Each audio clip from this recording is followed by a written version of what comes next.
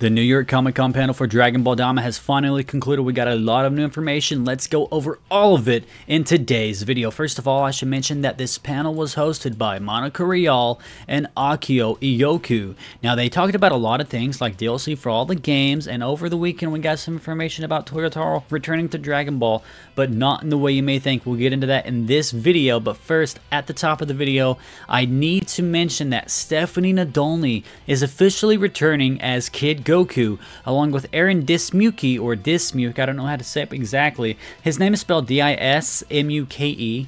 He will be playing Glorio, which is some big information there. This is the first announcement of him playing Glorio.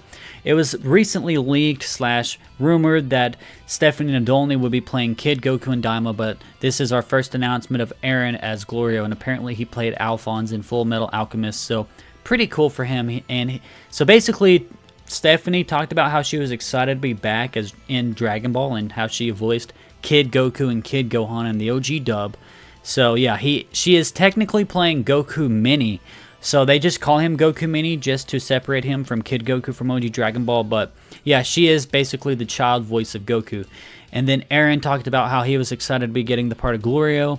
And yeah, so good for them. I just wanted to mention that at the top of the video. Now let's get into some of the bigger information, which is Dragon Ball Games Battle Hour has been confirmed for January 18th through 19th. They showed it off right here, as you can see. So they're going to be having all these games: Sparking Zero, Fusion World Masters, Dokkan Battle, Legends, and Fighters. So this is basically a big fighting tournament event, but keep in mind, we also had the announcement of Sparking Zero at the last event, so make sure you guys keep in touch and keep in tune, and make sure to tune into this because it's going to be pretty crazy. We could be getting some more information or more announcements about Sparking Zero DLC. So let's get into some of this Toriyama artwork that they showed off.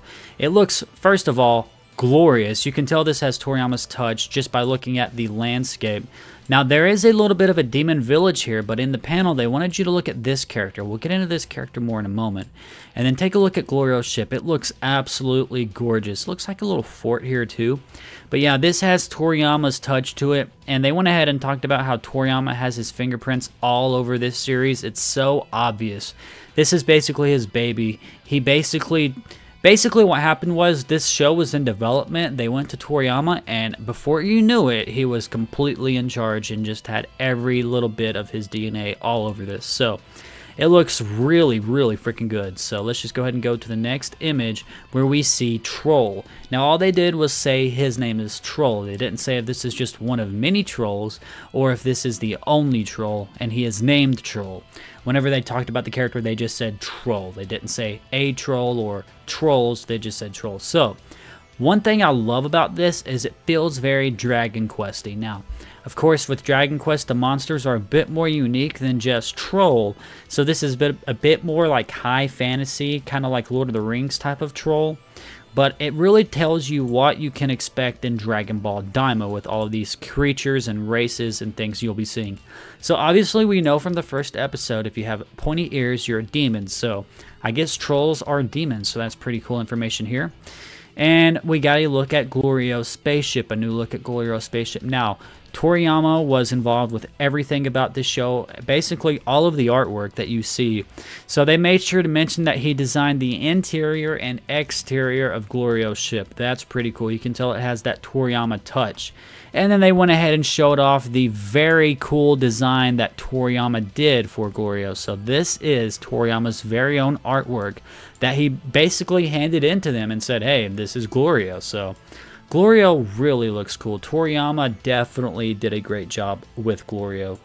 Along with that, they also made some surprise announcements. So we got some more information about Sparking Zero's DLC. New playable characters. Wonder who that could be. Vegeta Mini? What? What is Glorio? What?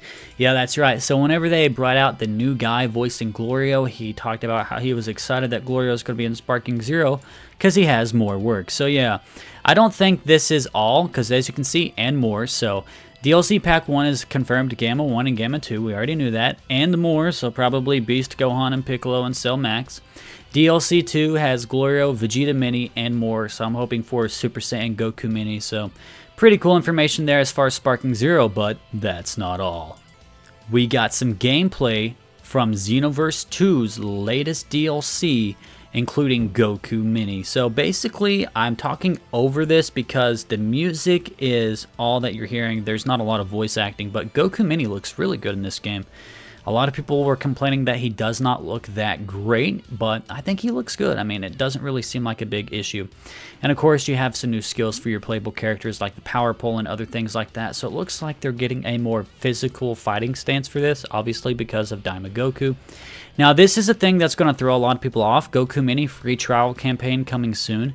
This doesn't mean that you're getting Goku as a whole character for free. This just means you'll be able to play him for free for a limited time.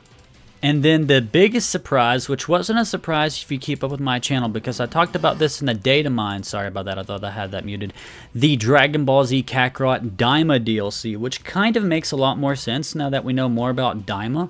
First of all, this looks gorgeous. Just look at this atmosphere. The Demon Realm is beautifully represented in Dragon Ball Z Kakarot. So, of course, they say enter a new world, the Demon Realm. So, I think DBZ Kakarot is the best place to see this content.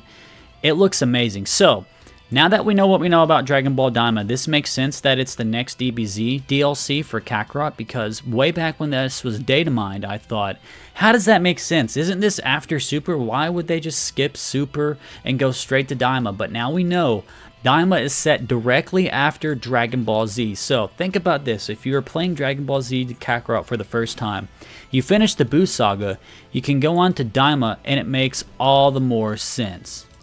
So that was basically all the Daima information, and then over the weekend we had some leaks from DBS Hype about the Dragon Ball Super Divers manga from Toyotaro.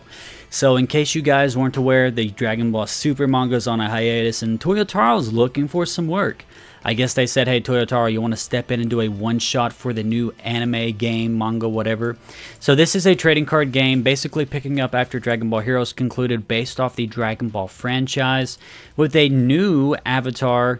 And since they're starting over from the beginning, I guess they wanted to go ahead and start with the Dragon Ball Z Saiyan Saga. So let's go over some of this glorious artwork because I love Toyotaro artwork. A lot of people don't, but I love it. So Tien here, everybody's looking good. Chiaotzu's just happy to be here. We don't have English translations, but you don't really need them to appreciate the artwork. He looks freaking amazing. So this is coming out in V-Jump this month. Everything looks good. I mean, not really any complaints here. There is one panel that I want to go over just to talk about like how much Toyotaro's been improving behind the scenes. But look at all of this. This is amazing. It looks really great. Basically no complaints, but look at this. This just has Toriyama's style flow to it. So like all these lines and stuff going, really showing like the action and the kinetic energy here. Like you can tell they're clashing right here. You don't see the beams clashing, but you can tell they're clashing. Like their energy is just going at each other 100%. All these lines and everything feels very DBZ. So everything looks great. And then this is the last page that DBS Hype shared of Goku and the new avatar doing a joint Kamehameha and basically taking out Vegeta, who is supposedly doing his Gallic gun right there. So that was all of the Toyotaro artwork that I wanted to go over, and that basically does it for this video. So what did you think? Are you excited for Dragon Ball Daima? I know I am. Episode 2 is literally releasing tomorrow. I'll have my review up tomorrow, and everybody's really excited to see it. Most people are, I would say. And then the Daima DLC, personally, I'm more excited for Dragon Ball Z Kakarot's Daima DLC because I really want to explore the Demon Realm. I think it'll be cool to play as Mini Goku in Xenoverse 2, but I'm like just more excited for Kakarot, like just exploring the Demon Realm, like that more story-based gameplay I'm excited for. And since it's DLC Pack 1, that means that they'll release it as Daima's going, and then maybe around the time Daima concludes, they'll release DLC Pack 2 or something like that. Anyways, guys, that'll be it for this video. If you enjoyed, make sure you leave a like, comment down below, and subscribe to stay up to date with all things Dragon Ball news and commentary, and I will see you in the next one. Peace off.